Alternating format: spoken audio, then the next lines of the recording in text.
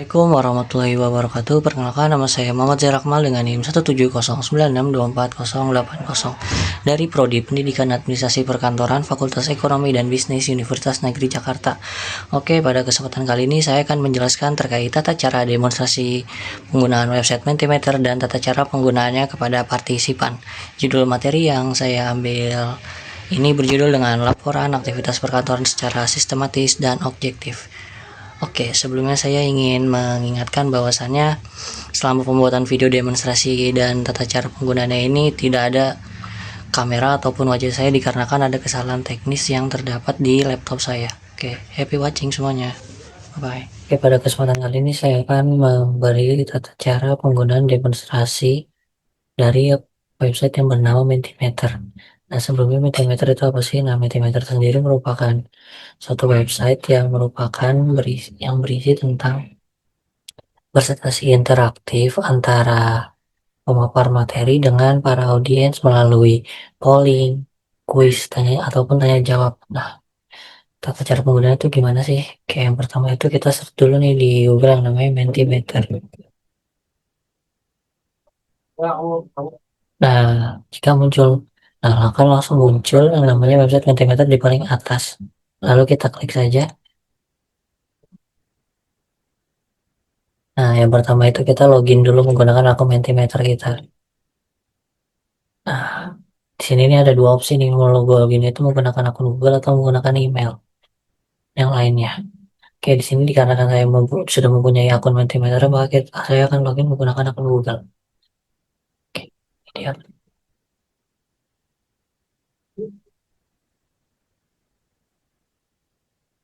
Oke, baik, di sini tampilan awal kalau misalnya teman-teman udah punya akun Mentimeter ya. Nah, jika belum nanti akan ada pilihannya, misalnya dikasih opsi akun Mentimeter ini digunakan untuk mahasiswa ataupun untuk guru. Nah, dikarenakan saya masih mahasiswa, maka saya menggunakan akun Mentimeter untuk mahasiswa. Oke, di sini tata cara pembuatan awalnya itu, yang pertama kita klik dulu nih yang namanya New Menti.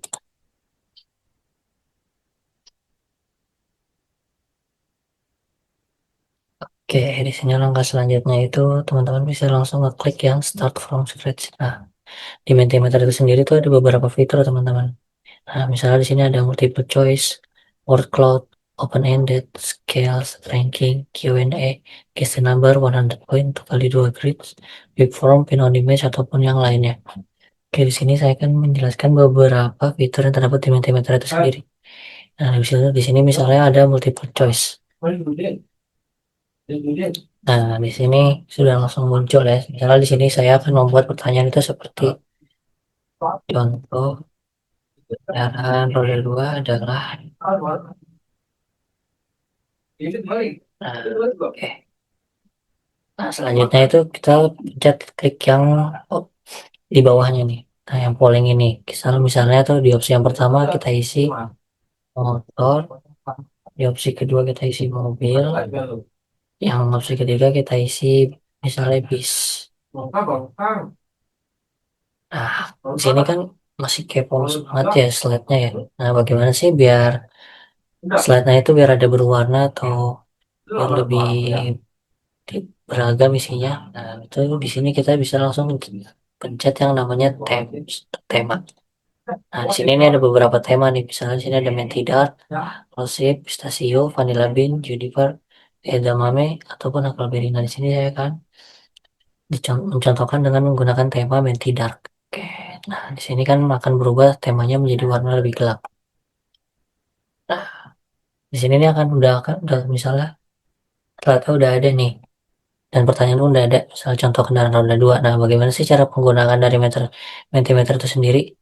Nah, yang pertama-tama tuh kita lihat dulu nih kode yang berada di paling atas nih. Kodenya itu 6773144. Nah, lalu teman-teman buka Chrome di akun teman-teman yang untuk audiens. Misalnya di sini saya menggunakan akun Google saya yang lainnya. Ini misalnya. Nah, kita search dulu di Google nih yang namanya menti.com. Lalu masukin kode yang tadi ada di papan presentasinya nih.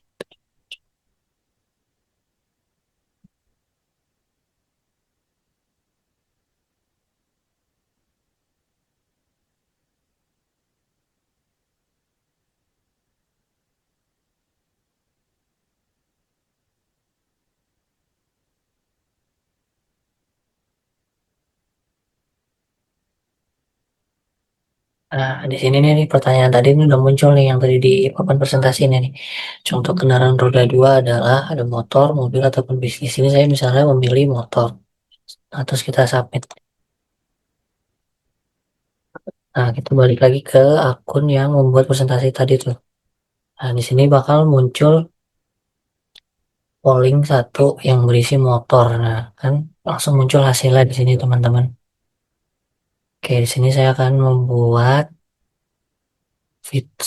fitur selanjutnya yang terdapat di Mentimeter itu sendiri. Di sini misalnya saya membuat word cloud atau seputar pertanyaan singkat. Nah, misalnya nih pertanyaannya itu laporan itu apa sih?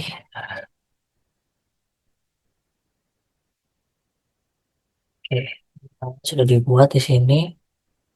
Nah, kita langsung ke langkah selanjutnya itu kita buka yang start presentation.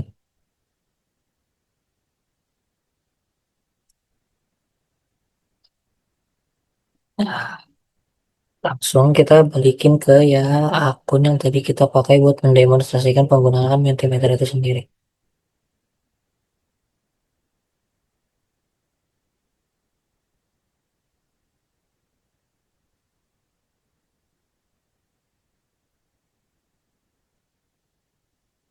Di sini sudah muncul pertanyaannya itu yaitu laporan itu apa sih? Misalnya kita jawab laporan itu pengumpulan data suatu perusahaan.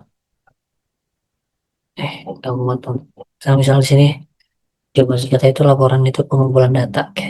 Lalu kita submit.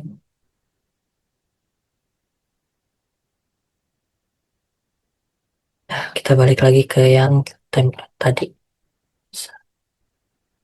Nah, wah, di sini langsung muncul tulisan yang tadi sudah kita jawab yaitu pengumpulan data. Oke, mungkin cukup sekian pemaparan pendemonstrasian dari aplikasi Mentimeter itu sendiri. Kurang lebihnya mohon maaf. Wassalamualaikum warahmatullahi wabarakatuh.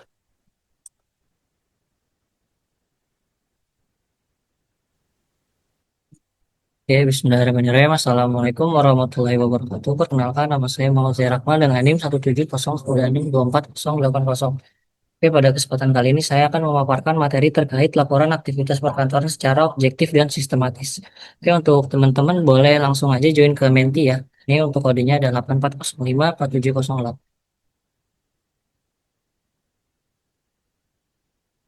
Oke, dikarenakan sudah banyak yang join, kita langsung mulai aja ya. Oke, pada kesempatan kali ini saya akan membahas terkait laporan aktivitas perkantoran secara objektif dan sistematis. Nah, oke. Untuk teman-teman boleh itu langsung jawab ya, apa sih itu laporan? Boleh langsung diketik ya di Mentimeter.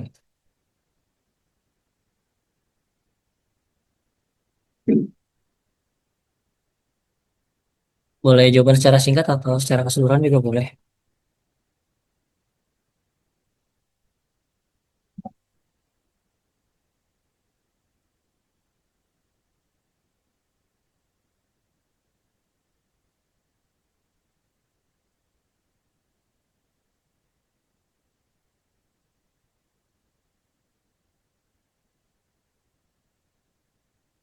Oke, di sini udah ada 5 jawaban ya. Yang pertama itu ada sebuah bukti betul, yang kedua itu ada penyampaian hasil kegiatan betul juga, yang ketiga itu ada penjabaran dari suatu kegiatan betul juga, yang keempat ada penyampaian informasi betul, dan yang terakhir itu ada isi dari suatu kegiatan. Oke, terima kasih teman-teman untuk menjawab dari pertanyaan saya ini. Oke, saya akan menjelaskan terkait definisi laporan secara umum. Jadi habis itu laporan. Nah, laporan itu sendiri itu merupakan kebagian dari manajemen yang berfokus pada penyampaian perkembangan atau hasil dari suatu kegiatan yang dilengkapi dengan penjelasan mengenai tugas ataupun peran. Jadi, laporan ini tuh bisa mencakup kumpulan data ataupun bukti yang disusun dengan tujuan memberikan gambaran yang jelas dan dapat dipertanggungjawabkan mengenai suatu peristiwa atau hasil pekerjaan. Oke, untuk kegunaan laporan itu sendiri itu dibagi menjadi 5. Yang pertama itu sebagai pertanggungjawaban dan pengawasan pengendalian. Yang kedua itu ada sebagai bahan analisis. Yang ketiga itu ada sebagai bahan pengambilan keputusan. Yang keempat itu ada sebagai bahan evaluasi. Dan yang terakhir itu ada sebagai sumber informasi. Untuk macam-macam laporan itu sendiri dibagi menjadi 3 ya. Ini saya menjelaskan beberapa macam-macam laporan saja. Yang pertama itu adalah laporan berdasarkan waktu. Nah, laporan berdasarkan waktu itu sendiri itu dibagi menjadi dua, ada insidental dan berkala. Nah, laporan insidental itu sendiri itu merupakan laporan yang disusun saat diperlukan seperti dalam situasi darurat yang membutuhkan informasi secara rinci untuk penyelesaian masalah. Untuk laporan berkala itu sendiri merupakan laporan yang disusun secara rutin dalam periode tertentu seperti laporan harian, laporan mingguan, laporan bulanan, ataupun laporan tahunan. Yang kedua itu adalah laporan berdasarkan sifat.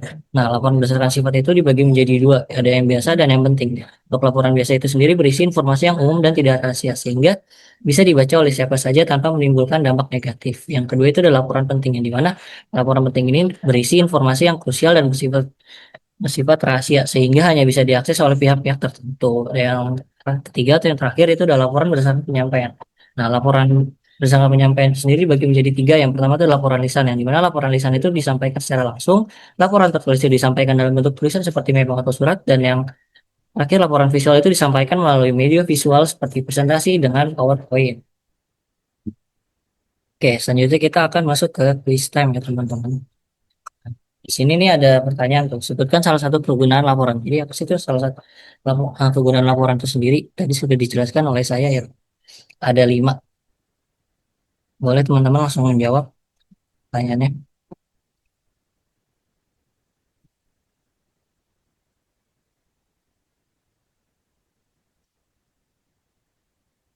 Oke, yang pertama itu sebagai sumber informasi, yang kedua itu sebagai pertanggungjawaban, yang ketiga itu sebagai bahan analisis. Oke, yang lain boleh saya langsung jawab juga. Oke, yang keempat ada pengambilan keputusan, betul. Yang satu nih, yang terakhir apa nih teman-teman?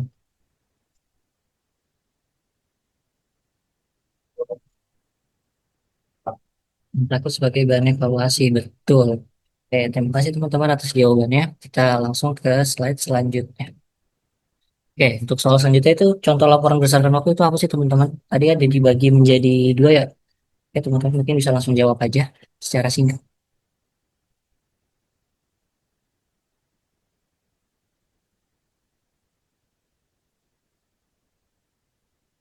Oke, di layar saya ini ada laporan secara berkala, betul. Laporan secara isi detail, betul. Hmm, laporan tahunan itu masuknya ke laporan berkala. Oke, bener juga sih, benar. Oke, di sini yang paling banyak menjawab itu ada laporan bulanan. Nah, betul. Tapi laporan bulanan itu sendiri masuknya ke laporan berkala ya. Yang tadi sudah saya jelaskan bahwasannya kalau laporan berdasarkan waktu itu dibagi dua, yaitu ada laporan insidental maupun laporan berkala. Oke, kita ke soal selanjutnya.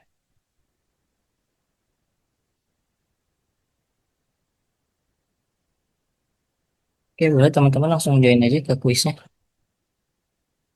Di sini sudah ada 4 orang. Kita langsung mulai aja kuisnya ya teman-teman. Oke, yang soal pertama itu ya bukan termasuk laporan penyampaian adalah tadi sudah saya jelaskan ya. Yang pertama adalah laporan lisan, laporan tertulis, laporan penting, atau laporan visual. Oke, teman-teman boleh langsung jawab ya.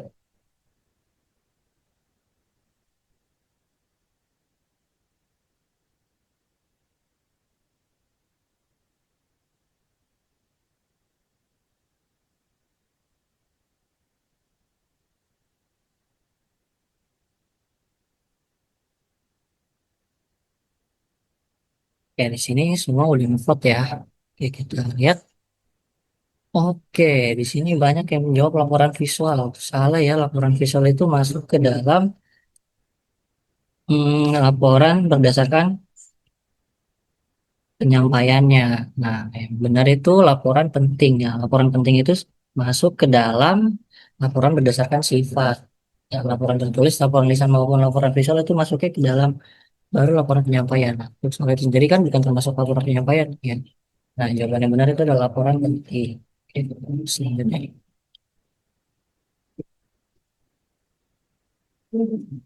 Oke, soal selanjutnya itu adalah laporan yang disampaikan secara langsung disebut dengan laporan. Ya, tadi itu sudah saya sebutkan ya teman-teman. Biasanya laporan yang disebutkan secara langsung itu ada 3. Tapi yang jawabannya benar itu apa sih?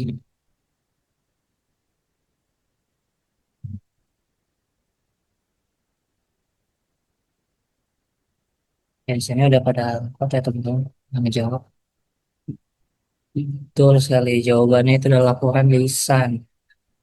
Bahwasannya laporan yang disebutkan, bahwa laporan yang disampaikan secara langsung itu ada lisan. Nah, untuk laporan lisan itu sendiri tuh masuk ke dalam laporan berdasarkan penyampaian, yang dimana laporan berdasarkan penyampaian ini dibagi menjadi tiga, yaitu laporan lisan, laporan tertulis, maupun laporan visual. Oke, untuk leaderboardnya sendiri di sini yang pertama ada Gani, lalu yang kedua ada Chris, yang ketiga ada Najla, dan yang keempat ada Anes, dan yang terakhir ada Ainun. Oke, mungkin cukup sekian pemaparan materi dari saya. Kurang lebih mohon maaf. Wassalamualaikum warahmatullahi wabarakatuh.